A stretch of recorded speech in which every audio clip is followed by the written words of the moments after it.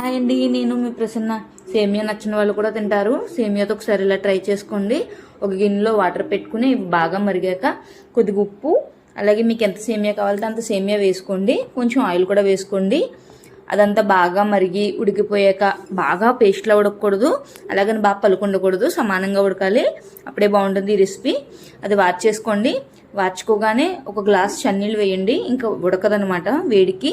తర్వాత ప్యాన్ పెట్టుకుని అందులో నూనె అయితే వేసుకుని పోపు సామాను అన్నీ వేసుకోండి. మినప్పప్పు, ఆవాలు, జీలకర్ర, పచ్చిమిరపకాయ, కొద్దిగా అల్లం ఇవన్నీ వేసుకుని బాగా వేయించుకోండి. తర్వాత ఒక గిన్నెలో పెరుగు అయితే తీసుకోండి. ఆ పెరుగులో ఈ సేమియాను వేయండి. సేమియాను బాగా కలుపుకుని కొద్దిగా ఉప్పు సరిపోకపోతే ఉప్పు అయితే ఇప్పుడే వేసేసుకోండి. వేసేసుకున్నాక ఈ పోపు కూడా అందులో వేసేయండి. అంతే, ఎంతో టేస్టీ అయిన సేమియా దద్దోజనం రెడీ. ఒకసారి ట్రై చేయండి, నిజంగా బాగుంటుంది. నచ్చితే ఒక లైక్ చేయండి, అలాగే మన ఛానల్ సబ్స్క్రైబ్ చేసుకోండి. ఉంటాను, బాయ్.